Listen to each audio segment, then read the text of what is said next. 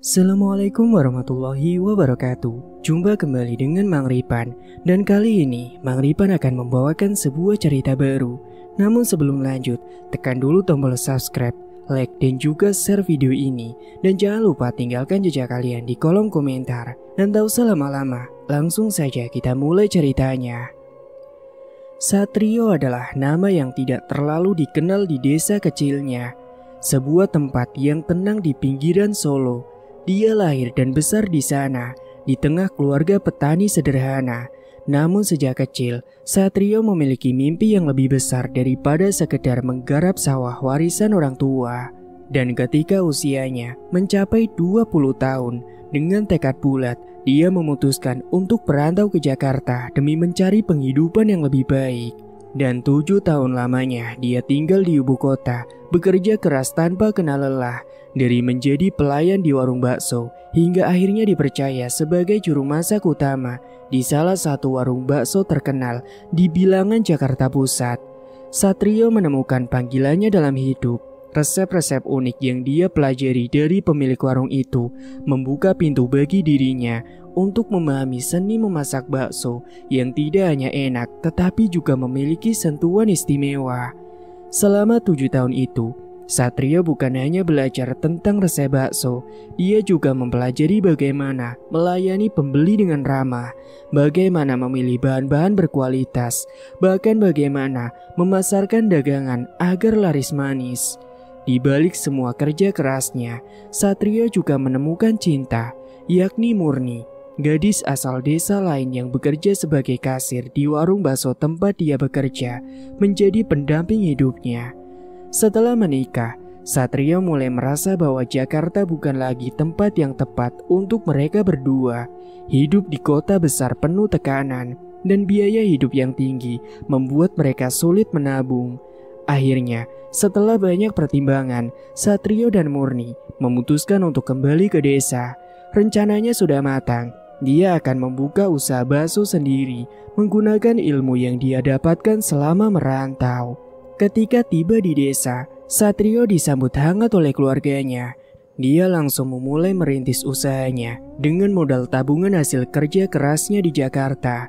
Gerobak bakso sederhana dibelinya dari Pasar Loa. Lalu dia bersama Murni memodifikasinya sedikit agar terlihat lebih rapi. Murni mendukung penuh keputusan suaminya. Dia membantu Satrio mulai dari membeli bahan-bahan, membersihkan gerobak, hingga melayani pembeli ketika usaha mereka mulai berjalan.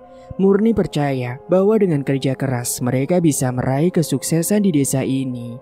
Dan pada hari pertama Satrio berjualan bakso di desa, suasana masih lengang. Tidak banyak warga yang datang karena belum ada yang tahu siapa dia atau seperti apa bakso yang dia jual. Namun perlahan tapi pasti, kabar tentang bakso nikmat Satrio mulai menyebar. Semua itu berawal dari seorang anak kecil bernama Joko yang penasaran mencoba bakso Satrio karena aromanya yang menggoda. Setelah mencicipi beberapa gigitan, Joko langsung pulang ke rumahnya dan memberitahu ibunya bahwa dia baru saja menemukan bakso terenak di dunia. Esok harinya, ibunya Joko pun yang penasaran datang ke gerobak Satrio bersama teman-temannya, dan dari situlah awal kesuksesan Satrio dimulai. Resep bakso Satrio memang unik. Selain kenyal dan juicy, kuah kaldunya memiliki cita rasa yang kaya dengan aroma rempah yang segar namun tidak berlebihan. Baksonya juga dilengkapi dengan bumbu rahasia yang dia pelajari dari pemilik warung bakso di Jakarta dulu. Banyak warga desa yang mengaku belum pernah mencicipi bakso seunik ini. Tidak heran jika dalam waktu singkat, antrian panjang mulai terbentuk di depan gerobak Satrio setiap sore hari. Pembeli pun datang dari berbagai kalangan, mulai dari anak-anak hingga orang dewasa, rela menunggu berjam-jam hanya untuk mendapatkan seporsi bakso racikan Satrio. Bahkan ada beberapa orang dari desa tetangga yang sengaja datang jauh-jauh hanya untuk mencicipi bakso tersebut. Keberhasilan ini tentu membawa perubahan besar bagi kehidupan Satrio dan Murni. Pendapatan mereka meningkat drastis dan mereka mulai bisa menabung untuk masa depan. Satrio dan Murni sering duduk berdua di malam hari, membicarakan rencana-rencana indah. Mereka ingin membangun warung permanen, memperluas usaha, bahkan membuka cabang di desa-desa lain. Semua tampak begitu sempurna, hingga 6 bulan kemudian, sesuatu yang aneh mulai terjadi pada dagangan bakso milik Satrio. Awalnya hanya 1 atau 2 pembeli yang mengeluh bahwa bakso yang mereka beli berisi belatung. Satrio tidak langsung percaya. Dia yakin bahwa proses pembuatannya sangat bersih dan bahan-bahannya pun selalu segar. Namun semakin banyak pembeli yang melaporkan hal serupa. Ada yang mengatakan bahwa belatung muncul di kuah bakso. Ada pula yang mengaku menemukannya di dalam bola bakso yang belum digigit. Satrio mulai panik. Dia memeriksa sendiri dagangannya dan betapa terkejutnya dia ketika menemukan belatung di dalam bakso yang sama sekali belum tersentuh siapapun. Dia pun seketika heran, bagaimana mungkin belatung tidak mungkin muncul begitu saja tanpa alasan yang logis. Protes dan kemarahan pembeli mulai meningkat. Beberapa orang bahkan menuduh bahwa Satrio menggunakan pesugihan untuk menjalankan usahanya. Desas-desus tentang pesugihan ini semakin santer terdengar di desa. Ada yang mengatakan bahwa kesuksesan Satrio tidak wajar dan dia pasti telah melakukan ritual hitam untuk mendapatkan rezeki besar. Tuduhan ini membuat Satrio stres berat. Dia tahu benar bahwa dia tidak pernah melakukan hal aneh-aneh atau terlibat dalam praktik-praktik mistis. Namun warga desa yang dulunya antusias kini mulai menjauh. Dagangan Satrio yang dulu laris manis kini mulai sepi. Pembeli pun enggan datang karena takut bakso yang mereka beli berisi belatung lagi. Kepercayaan warga hilang dan Satrio merasa seperti berada di ujung jurang. Seminggu setelah kejadian belatung, Satrio mulai merasakan gejala penyakit aneh. Tubuhnya melemah secara mendadak dan kakinya sulit digerakkan. Awalnya dia mengira ini hanya efek dari stres yang dia alami. Namun kondisinya semakin memburuk. Dia tidak bisa berdiri, apalagi berjalan. Dokter lokal yang memeriksanya tidak bisa menemukan penyebab pasti penyakit ini. Murni yang melihat suaminya semakin lemah, merasa putus asa. Dia tahu bahwa masalah ini tidak bisa diselesaikan dengan cara medis biasa. Dengan keyakinan yang kuat, Murni memutuskan untuk mencari bantuan spiritual. Dia mendengar tentang Kiai Subhan, seorang ulama terkenal di desa tetangga yang ahli dalam urusan goib. Murni yakin bahwa ada sesuatu yang tidak wajar yang terjadi pada suaminya dan dia bertekad untuk menemukan jawabannya. Di tengah kebingungannya dan ketakutan, Satrio hanya bisa berbaring lemah di tempat tidur. Dia tidak tahu apa yang sedang terjadi pada dirinya, tapi dia merasa bahwa ada kekuatan jahat yang sedang menyerangnya. Murni terus berusaha memberikan dukungan, meskipun hatinya juga dipenuhi kecemasan. Mereka berdua sadar bahwa ini adalah titik terendah dalam hidup mereka, dan satu-satunya harapan adalah mencari jawaban di dunia yang tidak mereka pahami, yakni dunia goib. Singkat waktu, Murni tidak bisa berdiam diri lebih lama lagi.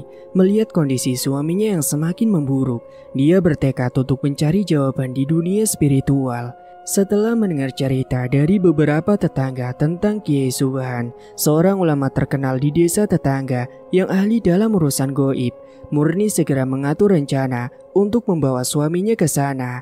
Dengan bantuan kerabat dekat, mereka menyewa mobil pick-up kecil milik saudara jauh untuk mengangkut Satrio yang kini lumpuh tidak berdaya.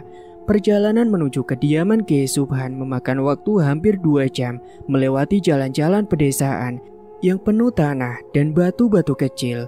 Matahari sore mulai meredup ketika akhirnya mereka tiba di sebuah komplek pesantren tua yang dikelilingi oleh pepohonan yang rindang. Kiai Subhan tinggal di sebuah rumah kayu besar di tengah-tengah pesantren. Rumah itu tampak sederhana, namun memiliki aura yang menenangkan. Ketika Murni dan Satrio tiba, Kiai Subhan langsung menyambut mereka dengan senyum hangat. Dia adalah seorang pria parubaya dengan wajah yang teduh. Sorot matanya penuh kebijaksanaan. Meski penampilannya sederhana, ada aura karismatik yang membuat siapapun merasa tenang saat berada di dekatnya. Setelah mendengar cerita singkat dari Murni tentang apa yang terjadi pada Satrio, Kiai Subhan mengangguk pelan. "Aku sudah curiga, bahwa ini bukan masalah biasa. Ada energi negatif yang sangat kuat di tubuhmu, Nasatrio, katanya dengan nada rendah namun terdengar tegas. Tanpa banyak bicara, Kiai Subhan meminta Murni untuk membaringkan Satrio di ruangan belakang. Ruangan itu redup, hanya diterangi oleh cahaya lilin yang berkedip-kedip lemah. Di sudut ruangan ada sebuah meja kecil yang dipenuhi alat-alat ritual seperti air zam-zam, daun kelor, beberapa botol minyak wangi, serta kitab-kitab kuno yang tampak usang. Kiai Subhan memulai ritual pertama dengan membacakan doa-doa dari Al-Quran. Suaranya mengalun pelan tapi penuh keyakinan, seolah-olah setiap kata yang dia ucapkan membawa kekuatan tersendiri.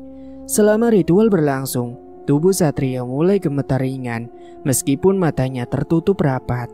Kiai Subhan kemudian mengambil segelas air putih dan membacakan ayat-ayat suci ke dalamnya.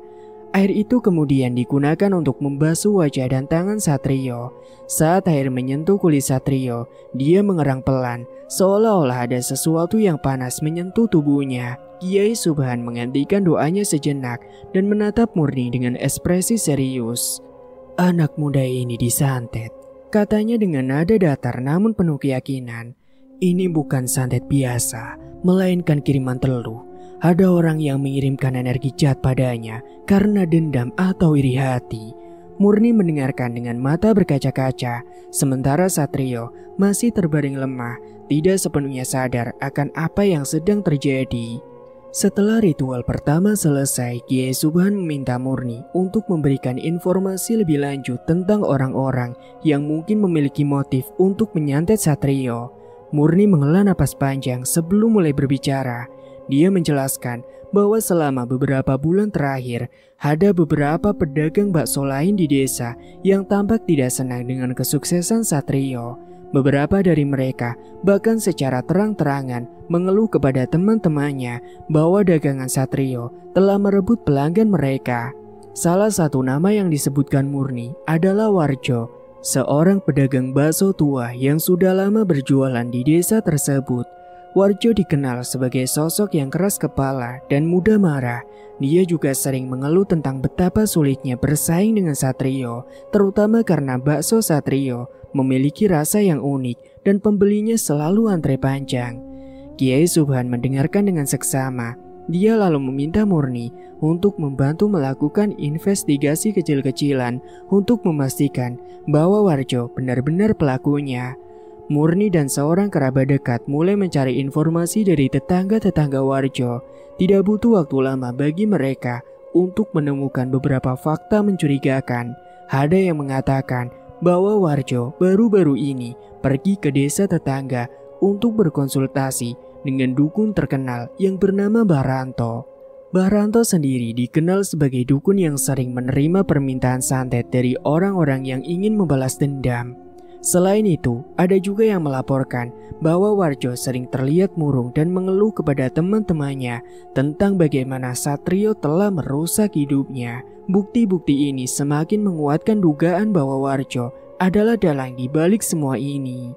Dan setelah yakin bahwa Warjo adalah pelakunya, Kiai Subhan memutuskan untuk melakukan ritual besar untuk membersihkan tubuh Satrio dari pengaruh santet dan mengembalikan kiriman teluh kepada pengirimnya.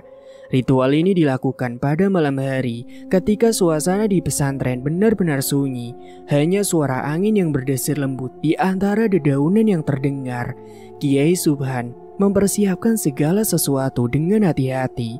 Dia menyusun lingkaran besar dari daun kelor di lantai ruangan. Dia menempatkan Satrio di tengah-tengahnya. Di sekeliling lingkaran, dia meletakkan lilin-lilin kecil yang menyala, menciptakan suasana mistis namun penuh harapan. Ritual dimulai dengan Kiai Subhan membacakan ayat-ayat suci Al-Quran dengan suara yang lebih keras daripada sebelumnya. Dia juga menggunakan air zam-zam yang telah dibacakan doa untuk memercikan tubuh Satrio. Saat proses ini berlangsung, Satrio mulai mengalami kejang-kejang. Tubuhnya bergetar hebat, seolah-olah ada kekuatan besar yang sedang berusaha keluar dari dalam dirinya. Murni yang berdiri di samping suaminya hanya bisa menangis dalam diam. Meremas-remas tangannya dengan erat. Kiai Subhan tidak berhenti membacakan doa, bahkan ketika tubuh Satrio mulai mengeluarkan keringat dingin dan napasnya terdengar tersengal-sengal.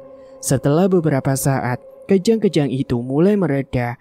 Kiai Subhan lalu mengambil segumpal kapas yang telah direndam dalam air doa dan menempelkannya di dahi Satrio. Dan setelah beberapa saat waktu berjalan, ritual pun selesai. Kiai Subhan menghela napas panjang sebelum berbicara. Kiriman teluh sudah berhasil dikembalikan kepada pengirimnya, katanya dengan nada yang lega. Namun kita harus tetap waspada, energi jahat bisa saja mencoba kembali jika tidak ada perlindungan yang cukup. Dia lalu memberikan amalan khusus kepada Satrio dan Murni untuk diamalkan setiap hari. Amalan ini bertujuan untuk melindungi mereka dari serangan gaib di masa depan. Kiai Subhan juga memberikan nasihat agar Satrio dan Murni terus menjaga niat baik dan tidak pernah terbawa emosi negatif, karena hal itu bisa menjadi pintu masuk bagi energi jahat. Setelah ritual selesai, Murni membantu Satrio bangkit dari posisi tidur. Meskipun tubuhnya masih terasa lemah, Satrio merasakan perubahan signifikan. Beban berat yang sebelumnya dia rasakan di tubuhnya kini hilang dan pikirannya terasa lebih jernih. Murni memeluk suaminya dengan erat, tak mampu menahan kebahagiaan. Keduanya berterima kasih kepada Kiai Subhan atas bantuannya.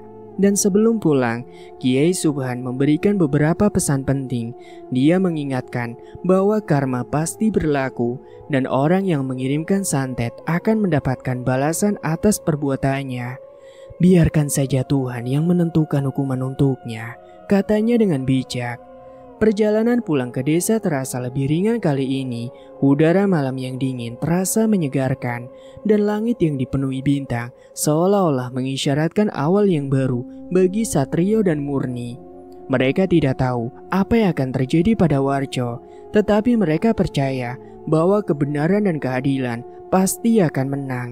Yang jelas, Satrio kini merasa lebih ringan dan juga optimis. Dia tahu bahwa perjuangannya belum berakhir, tetapi dia juga yakin bahwa dengan bantuan Murni dan kekuatan doa, dia bisa melewati semua ini. Singkat waktu, beberapa hari setelah ritual besar yang dilakukan Kiai Subhan, desas-desus tentang Warjo mulai menyebar di desa. Kabar itu datang dari tetangga-tetangga dekat Warjo yang melaporkan bahwa pria tua itu ditemukan dalam kondisi yang sangat aneh. Dia tampak seperti kehilangan akal sehatnya, berbicara sendiri dengan suara keras di tengah malam, dan seringkali menangis tanpa alasan yang jelas. Ada yang mengatakan bahwa dia terlihat bergumam tentang belatung dan bakso yang membusuk, seolah-olah ada sesuatu yang terus menghantui pikirannya. Warga desa yang sudah mendengar cerita tentang kiriman teluh yang dikembalikan kepada pengirimnya langsung mengaitkan kondisi Warjo dengan karma atas perbuatannya menyantet Satrio. Beberapa orang bahkan menghindari berbicara dengannya karena takut terkena dampak buruk dari energi negatif yang kini melekat pada dirinya. Kondisi Warjo pun semakin memburuk dari hari ke hari. Dia tidak lagi bisa berjualan bakso karena tubuhnya lemah dan pikirannya kacau. Gerobak baksonya dibiarkan terbengkalai di halaman rumahnya, dipenuhi debu dan sarang laba-laba. Keluarganya mencoba membawa Warjo ke dokter, tetapi tidak ada yang bisa menjelaskan penyebab gangguan mental yang dialaminya. Ada yang mengatakan bahwa Warjo adalah korban balasan dari ilmu hitam yang dia gunakan untuk menyakiti orang lain. Karma, kata mereka, telah bekerja dengan sempurna. Warga desa yang tadinya iri dengan kesuksesan Satrio kini mulai merasa bersalah karena pernah menuduhnya melakukan pesugihan. Mereka menyadari bahwa tuduhan itu tidak berdasar dan bahwa masalah belatung di bakso Satrio adalah ulah jahat dari seseorang, bukan karena ritual hitam. Sementara itu, Satrio mulai menunjukkan tanda-tanda pemulihan. Meskipun tubuhnya masih terasa lemah, dia merasakan perubahan signifikan dalam kondisinya. Dia bisa berdiri perlahan, meskipun kakinya masih sedikit gemetar. Dengan bantuan Murni, dia mulai berlatih berjalan di sekitar rumah. Proses ini memakan waktu, tapi Satrio tidak pernah menyerah. Setiap pagi, dia bangun lebih awal untuk melakukan amalan yang diberikan Kiai Subhan. Dia juga rutin membaca doa-doa pendek sebelum tidur, meminta perlindungan dari Tuhan agar tidak ada lagi kekuatan jahat yang mengganggunya. Murni selalu ada di sisinya, memberikan dukungan dan semangat.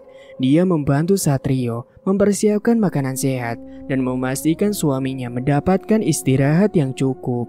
Dan perlahan tapi pasti, Satrio mulai pulih sepenuhnya. Warga desa yang mendengar kabar ini mulai mendekat kembali. Mereka merasa bersalah karena telah salah paham dan menuduh Satrio melakukan hal-hal yang tidak benar. Beberapa tetangga datang ke rumah Satrio untuk meminta maaf secara langsung. Ada yang membawa buah-buahan, ada pula yang hanya datang dengan senyum malu-malu.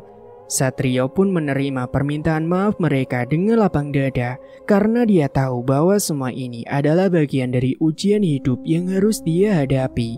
Nama baiknya mulai dipulihkan dan warga desa mulai percaya bahwa dia tidak pernah menggunakan pesugihan untuk menjalankan usahanya.